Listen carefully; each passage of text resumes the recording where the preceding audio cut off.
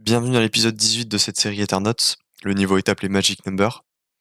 Et le but est de faire un contrat intelligent qui retourne la valeur 42. Sauf qu'il y a une condition à cela, il faut que le contrat intelligent soit au maximum de 10 OP code. Donc ça veut dire que là, on va devoir écrire du code, du bytecode EVM à la main. Donc là, le contrat intelligent qui nous propose, dans le contrat intelligent qu'il nous propose, on a une fonction setSolver qui permet de mettre l'adresse qui permettra de résoudre le niveau dans la variable solver. Donc ça sera l'adresse du contrat qu'on déploiera. Alors juste avant que je commence, moi j'ai mis pas mal de temps à bien comprendre comment le bytecode fonctionne, enfin comment faire du bytecode et écrire un contrat intelligent avec finalement à la main. Donc j'ai fait plein de schémas et j'espère que tu comprendras comment réussir ce niveau et comment fonctionne le déploiement d'un contrat intelligent. Donc passons maintenant à la suite des explications. Donc je vais d'abord commencer par t'expliquer ce que signifient les termes OP-code et bytecode. Quand tu écris ton contrat intelligent en Solidity, le fichier est ensuite compilé en instructions. Ces instructions sont des OP-codes et sont de cette forme-là, par exemple. Push 1 80, push 1 40 et mstore. Ensuite, ces OP-codes, ils peuvent être traduits sous forme de bytecode. Et le bytecode, du coup, c'est une valeur, généralement, c'est représenté sous forme hexadécimale. Et j'ai mis un petit exemple juste en dessous d'OP-code. Tu peux voir qu'il existe l'OP-code push 1. Et cet OP-code, qui sera traduit en bytecode sous le numéro hexadécimal, sous le nombre hexadécimal 60. mstore, quant à lui, est traduit en bytecode avec le nombre hexadécimal 52. Le site EtherVM permet de voir toute la liste la liste des OP-codes disponibles. Donc si je me rends sur le site et que je descends, tu peux voir ici par exemple que l'OP-code stop a comme valeur hexadécimale en bytecode 0. L'OP-code add a la valeur hexadécimale 1, donc le bytecode 1. Donc maintenant je vais te donner un exemple concret. Généralement les OP-codes ils sont à la suite, donc en gros on va voir push 1 80, push 1 60, mstore. Et en fait, chacune de ces instructions peut être traduite du coup en bytecode en hexadécimal. Donc push 180 donne 6080, push 160 donne 6060 et mstore donne 52. Combiné, donc c'est-à-dire concaténé, ça donne ce résultat-là, ce nombre-là, en hexadécimal, donc 60 80 60 40 52. Et finalement, c'est ce nombre-là que le VM, donc la machine virtuelle d'Ethereum, peut comprendre et interprétera. Voilà pour les explications du terme OP-code et bytecode. Maintenant, on va voir comment marche le déploiement d'un contrat intelligent. Avant, il faut que tu saches qu'il y a deux types de transactions. Tout d'abord, il y a les transactions qui permettent d'appeler une fonction à un contrat intelligent. Et deuxièmement, il y a les transactions qui permettent de créer un contrat intelligent. Les transactions qui permettent de créer un contrat intelligent ne doivent pas avoir de destinataire. En fait, quand le VM reçoit une transaction qui n'a pas de destinataire, il comprendra que là, il doit déployer du bytecode, c'est-à-dire déployer le contrat intelligent sur la blockchain. Donc, pour ce deuxième type de transaction, les données seront séparées en deux parties, les données que tu vas transférer lors de la transaction. Tout d'abord, il y a la partie contract creation, donc l'initialisation du contrat intelligent, et la partie runtime. Les données seront sous forme hexadécimale. Elles correspondent au bytecode. En fait, c'est le bytecode que tu vas transmettre avec la transaction. Et donc, comme je l'ai dit, la partie initialisation est exécutée par le VM durant la transaction qui crée le contrat. Donc, quand tu fais une transaction pour créer un contrat intelligent, il y aura uniquement cette partie qui sera exécutée dans un premier temps. Ensuite, cette partie met en place l'état initial du contrat. Et enfin, elle exécute le constructeur. C'est-à-dire que si tu as une fonction si tu as le mot-clé constructeur, donc c'est une fonction spécifique qui est définie dans ton contrat intelligent, cela l'exécutera. Et comme on l'a vu dans un autre niveau, la taille à ce moment-là de l'exécution, donc dans le constructeur, la taille est considérée comme 0 grâce à la fonction extCodeSize. Enfin, tu peux le voir grâce à la fonction extCodeSize. Voilà pour la partie contract, pour la partie initialisation. Maintenant, la deuxième partie de ces données est la partie runtime. En fait, c'est tout ce qui est logique, c'est toute la partie logique. C'est-à-dire tout le reste du code à part le constructeur, donc toutes les fonctions sans le constructeur.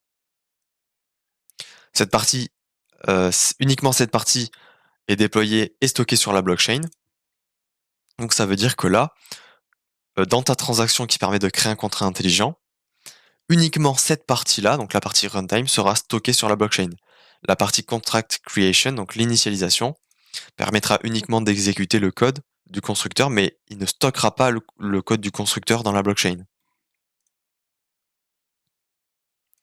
Donc toi, pour réussir ce niveau, il faut que cette partie-là, la partie runtime, qui sera stockée sur la blockchain, retourne 42 et que sa taille soit inférieure à 10 opcode. Maintenant, avant de continuer, j'ai aussi une dernière chose à t'expliquer. Il faut que tu comprennes comment comment fonctionne le VM. Et en fait, le VM fonctionne, le VM s'exécute comme une machine de pile. Ça, j'ai pris cette phrase de la documentation Ethereum. Ça veut dire que là, le VM, lorsqu'il va recevoir ta transaction, il va utiliser une pile pour interpréter les différentes instructions que tu lui auras données en bytecode. En fait, c'est le même fonctionnement qu'une machine de pile. Et une machine de pile fonctionne de cette manière. Tu vois ta pile, vide au début, et quand tu reçois une instruction, par exemple, push 1, push 1, tu vas pousser la valeur 1 dans ta pile. Ça donne comme résultat une pile qui a une valeur, la valeur 1. Maintenant, quand tu pousses une deuxième valeur, par exemple push 2, ça met cette valeur-là par-dessus la pile, et donc ça te donne une pile avec en premier élément 1, puis ensuite 2. Mais maintenant, pour accéder à 1, il faut d'abord dépiler la valeur 2 pour ensuite accéder à 1. Donc voilà pour le fonctionnement un peu global d'une pile. Et sur Ethereum, chaque élément de cette pile est stocké sur 32 octets, donc sur 256 bits. Ce stockage n'est pas persistant entre les transactions. Donc en fait, entre deux transactions, c'est un peu comme la mémoire. La pile sera supprimée. Toutes les données de la pile seront supprimées. Voilà, maintenant on peut passer à la résolution du niveau. Donc j'ai décidé de séparer, le mieux c'est de séparer les explications en deux parties. En premier on va d'abord voir la partie runtime et ensuite on verra la partie contract creation, donc la partie initialisation. Ces deux parties, une fois assemblées, donneront le bytecode du déploiement, le bytecode pour déployer le contrat intelligent. Première partie runtime.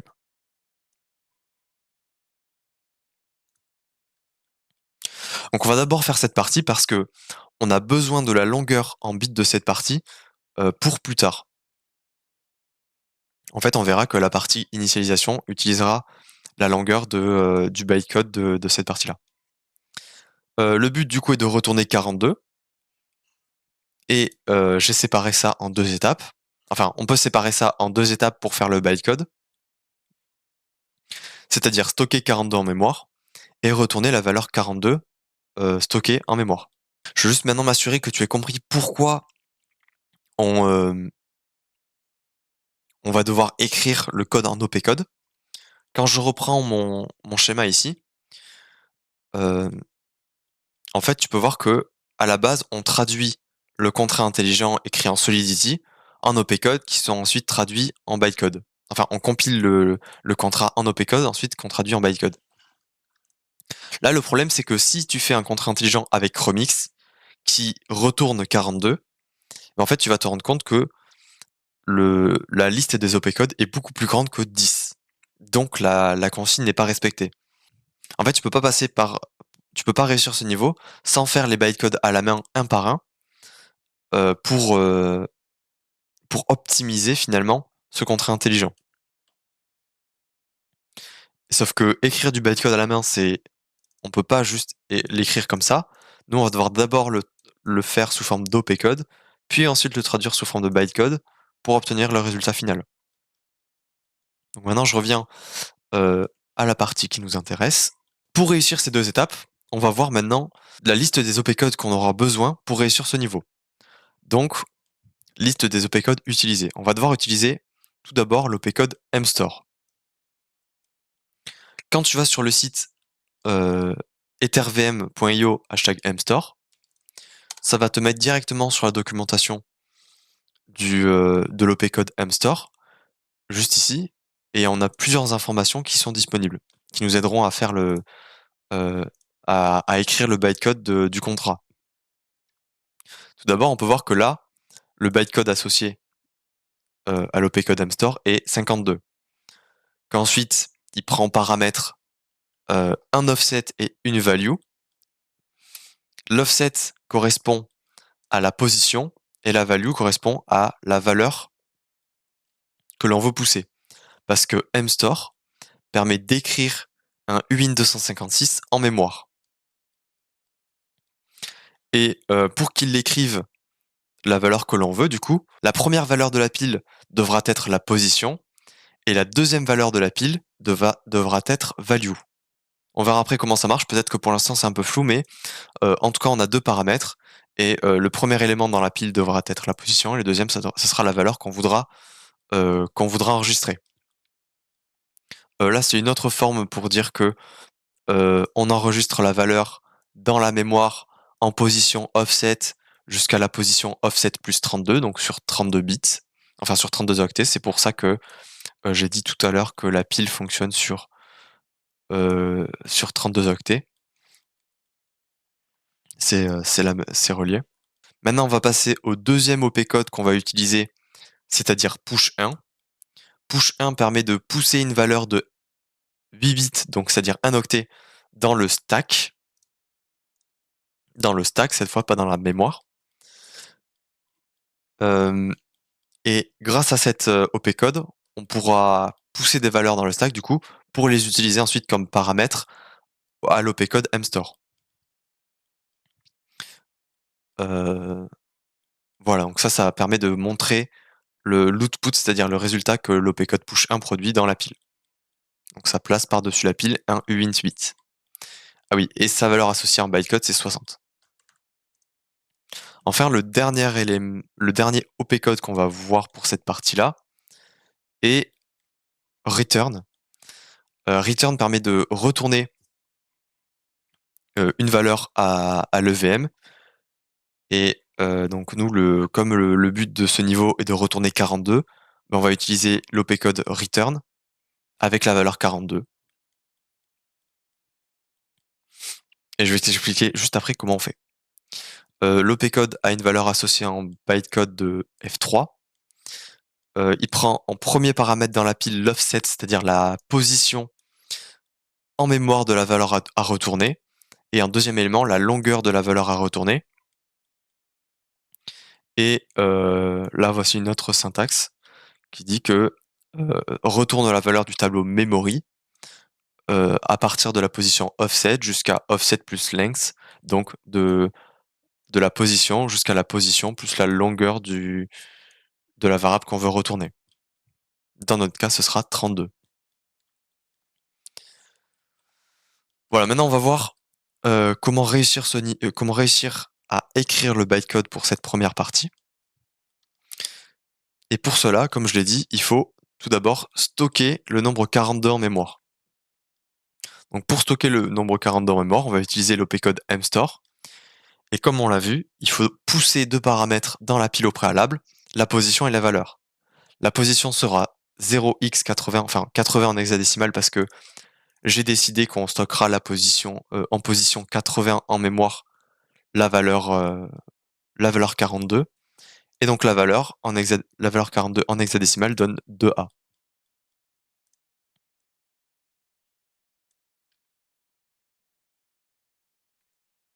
Donc voici une représentation de la pile comme avec les schémas de la documentation, comme ça.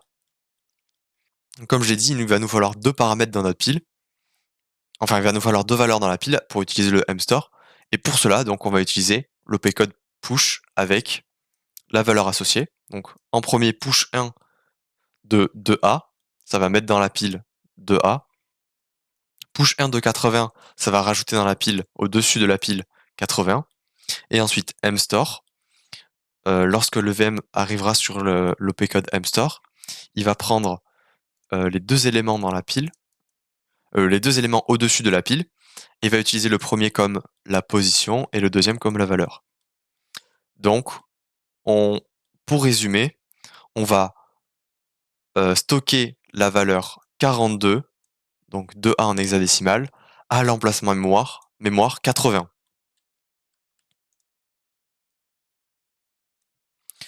Le bytecode de push 1 est 60 et le bytecode de mstore est 52. Donc quand je mets les opérations opcode à la suite, ça donne push 1 de 2A, push 1 de 80, mstore. Et quand je traduis chacune de ces opérations, ça donne 60. En bytecode, ça donne 60 2A 60 80. Donc quand je concatène tous ces nombres, ça donne ce résultat euh, pour ma première partie de la partie runtime. Maintenant, on passe à la deuxième partie de la partie runtime, c'est-à-dire on va retourner la valeur 42 stockée en mémoire qu'on a stocké juste avant. Et pour cela, on va utiliser l'opcode return. Donc, comme on l'a vu juste avant, il a deux paramètres. Le premier paramètre, c'est la position en mémoire de la valeur qu'on a stockée et sa longueur. Nous, notre position, c'est 80 parce que ici, on a mis 80. Voilà, 80. Et ensuite, 20 en longueur parce que mstore permet de stocker d'enregistrer un nombre sur 32 octets. Donc 20 en hexadécimal, c'est 32 en décimal.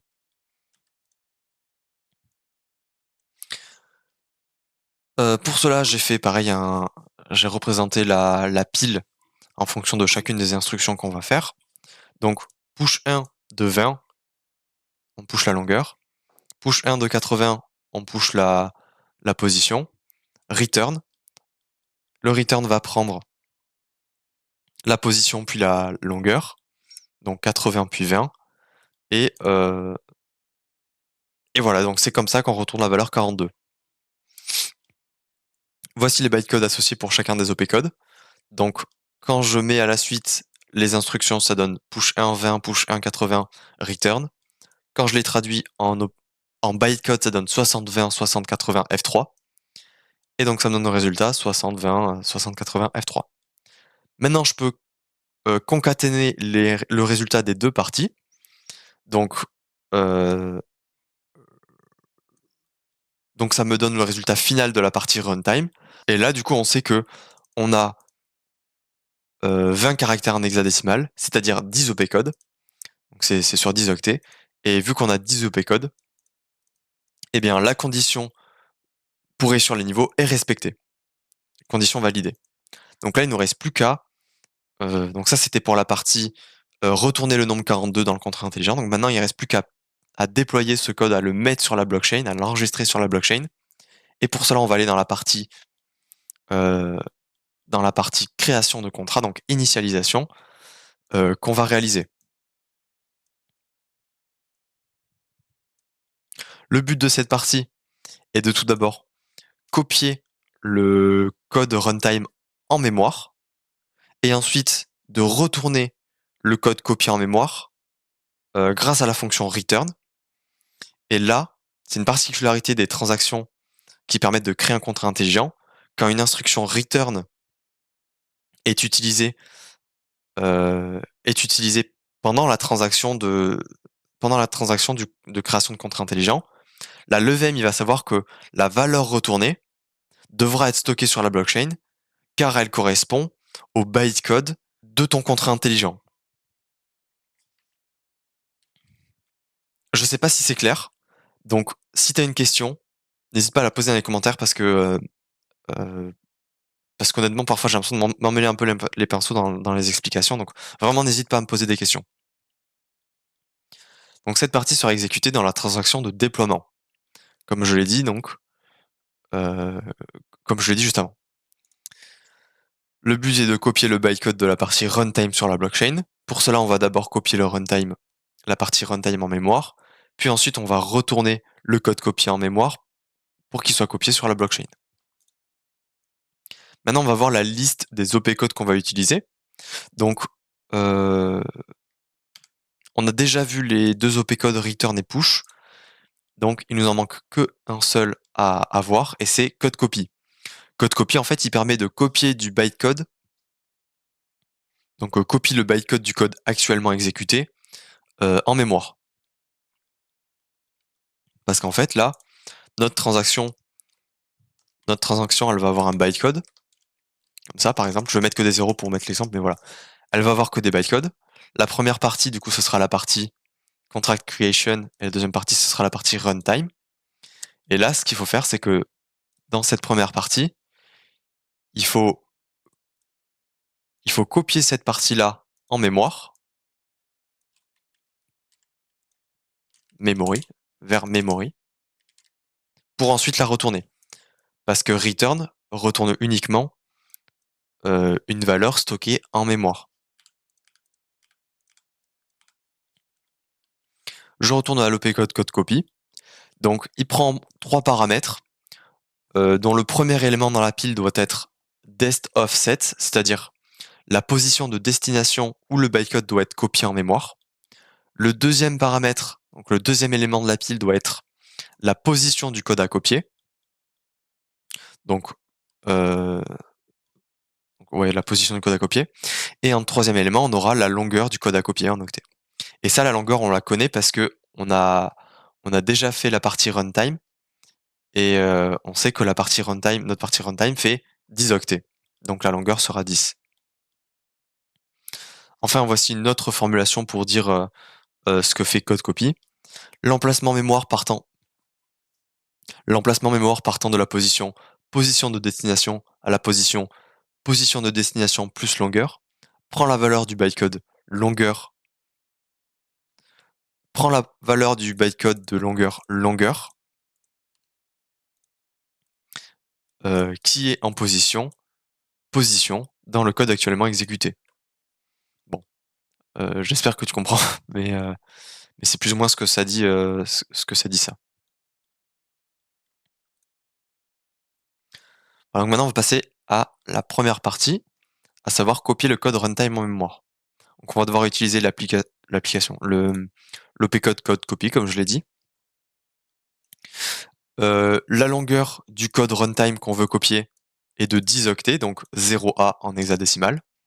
Sa position est inconnue parce que pour l'instant, on n'a pas encore rédigé le bytecode de la partie contract creation. Comme je l'ai dit tout à l'heure, le bytecode qu'on transmettra à la transaction est en deux parties. Mince. Ah.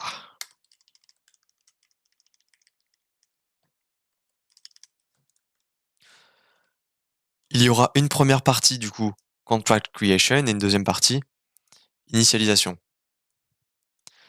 Là, on est en train de faire ça. Sauf que on connaît pas encore la longueur. Sauf qu'en fait, on connaît pas encore sa longueur. Parce on n'a pas fini de le terminer. Ça veut dire que la position du premier élément de notre partie runtime est inconnue parce qu'on n'a pas encore fini cette partie-là. Donc pour l'instant, on va mettre des points d'interrogation. Par contre, ce qui est bien, c'est que on sait que c'est sur un seul octet, la position. Et enfin, le dernier paramètre est position de destination. Donc la position où on veut stocker le code en mémoire. Et j'ai décidé de prendre 0. Maintenant, voici une représentation visuelle de la pile en fonction des instructions qu'on va faire. Donc, pour utiliser l'opcode code copy avec tous ces paramètres, on va d'abord faire un push 1 de 0A. un push 1 de 0 avec une valeur inconnue pour l'instant, on la mettra plus tard. Et enfin, push 1 de 0. Donc la pile, après ces 3 instructions, ressemblera à ça. Et maintenant, quand on exécute code copy, il va prendre les 3 éléments de la pile un par un, enfin les 3 éléments de la pile en tant que paramètre, et va s'exécuter. Voici les bytecodes associés pour les opcodes utilisés. Donc ça nous donne l'équivalent de, une fois qu'on a traduit tous ces opcodes, ça nous donne l'équivalent de du bytecode 60 0A 60, une valeur inconnue, 60 00 39. Et on peut donc passer à la deuxième partie qui est de retourner, j'ai mis 2 fois retourner, qui est de retourner le code copié en mémoire pour qu'il soit ensuite copié sur la blockchain. Dans la transaction de déploiement, le premier return indique le code à déployer sur la blockchain. Il correspond à l'état que le contrat doit avoir initialement, ainsi que toutes ses fonctions sans la fonction constructor.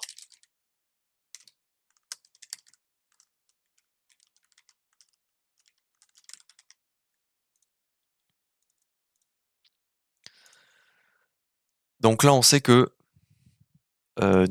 veut utiliser l'opérateur l'opcode return, qui prend en paramètre premièrement la longueur. Qui prend en paramètre d'abord la position, puis ensuite la longueur. Donc la longueur ici correspond à la taille du code qu'on a en runtime, donc c'est-à-dire 10, et la position correspond à la position à laquelle on aura copié le code dans l'étape juste avant, c'est-à-dire 0. Donc, position en mémoire de la valeur à retourner, c'est la même que la position de destination du 1. Donc voici maintenant les instructions à faire pour réaliser le return avec une représentation de la pile. Donc push 1 de 0A, push 1 de 00 et return. Et ça nous donne l'équivalent, enfin ça nous donne comme bytecode 60 0A 60 00 F3. Maintenant on peut associer la partie 1 et la partie 2 de cette partie-là globale, ce qui nous donne ce nombre-là. Et comme tu peux le voir ici, il nous manque toujours il nous manque toujours un opcode à remplir, parce qu'on ne connaissait pas la taille de cette partie-là avant, mais maintenant on la connaît, donc ça veut dire qu'on va pouvoir compter le nombre d'octets que cette partie-là fait et remplacer les points d'interrogation par la longueur de cette partie. Donc, point d'interrogation est la taille où on va mettre le code runtime, c'est-à-dire à la suite du résultat trouvé juste dessus. Donc, mes points d'interrogation sont égaux à 12 en décimale, qui est égal à 0C en hexadécimal. Donc, je remplace mes points d'interrogation par 0C. Et au final, j'obtiens ce résultat-là pour la partie contract creation. Maintenant que j'ai mes deux parties pour déployer mon contrat intelligent, je vais pouvoir les réunir et obtenir les données à transmettre lors de la transaction pour créer le contrat intelligent. Donc, la partie 1, enfin partie contract creation plus la partie runtime, oui, on fait pas un plus, mais on fait une concaténation, ça donne ce résultat-là. Et donc, il nous reste plus qu'à faire la transaction avec avec en data cette donnée, donc ce bytecode, pour déployer le contrat intelligent qui retourne la valeur 42. Donc, pour cela, je vais me rendre sur la page d'Ethernote. Je vais ouvrir la console. Maintenant, on va déployer le contrat intelligent avec le bytecode qu'on a trouvé juste ici. Donc, je vais copier la solution que j'ai mise sur mon Notion. Ah oui, pour rappel, j'ai fait un Notion qui permet d'expliquer ce niveau à l'écrit. Mais comme j'ai pas fait tous ces schémas, je pense que c'est moins bien. Mais si tu comprends pas quelque chose dans la vidéo, tu peux regarder sur le Notion pour essayer de comprendre si tu comprends pas quelque chose dans la vidéo. Donc le bytecode, ça va être le résultat qu'on a généré juste là. Ensuite, Ensuite, je vais faire une transaction dont je vais enregistrer le résultat dans une variable transaction. Donc transaction égale await web3.eth.send transaction. Et si tu te rappelles bien, la particularité pour créer un contrat intelligent, pour faire une transaction qui crée un contrat intelligent, c'est de ne pas mettre de destinataire. Donc je vais juste mettre un from player, c'est-à-dire mon adresse, et data, et aussi du gaz, mais je vais pas mettre de propriété tout. Data, c'est le bytecode. Et gaz, je vais mettre 1 million pour être sûr que on a assez de gaz. Voilà. Donc là, ça va faire la transaction qui déploiera le contrat intelligent sur la blockchain et qui permettra de réussir le niveau. Ensuite, on va accéder à l'adresse du contrat intelligent déployé grâce à la valeur de transaction.contract_address, comme je l'ai mis juste ici. Donc contract address. Pour l'instant, c'est pas encore défini parce que la transaction n'a pas été confirmée. Mais maintenant que la transaction a été confirmée, ça devrait me le mettre. Voilà. Donc là, cette valeur-là, c'est l'adresse où a été déployé le contrat intelligent. Donc maintenant, si je me rends dans quand je me rends dans l'explorateur de blocs Sepolia, ben je peux voir ici que, en effet, on a eu une création de contrat intelligent. Et si je me rends dans contrat, on peut voir que là, le bytecode qui est stocké sur la blockchain correspond à la partie runtime, donc correspond au fait de retourner la valeur 42 quand on l'appelle. Donc il me reste plus qu'à terminer ce niveau en faisant contract.setSolver, qui me permet de définir le solver à l'adresse du contrat qu'on a déployé, donc contract adresse. Et j'ai oublié de mettre une majuscule à solver. Et une fois que la transaction sera confirmée, je pourrai soumettre l'instance et réussir le niveau. Pendant que tout ça se fait, j'en profite pour te dire que j'ai aussi fait des quiz pour chacun des niveaux. Donc là, il y a un quiz pour ce niveau. Pour ce niveau-là, il y a un quiz. Donc j'ai trois flashcards pour ce niveau-là. Et donc si t'es intéressé par ça, n'hésite pas à cliquer sur un des liens dans la description. Voilà, je reviens sur mon niveau. La transaction a été confirmée, donc je peux soumettre mon instance. Et je termine par te dire que je propose du coaching en développement blockchain. Donc si ça t'intéresse, n'hésite pas à cliquer sur le premier lien dans la description. Et voilà, le niveau est complété et réussi. Ah oui aussi, n'hésite vraiment pas si tu as des questions à les poser dans les commentaires. J'essaierai d'y répondre dès que je les vois.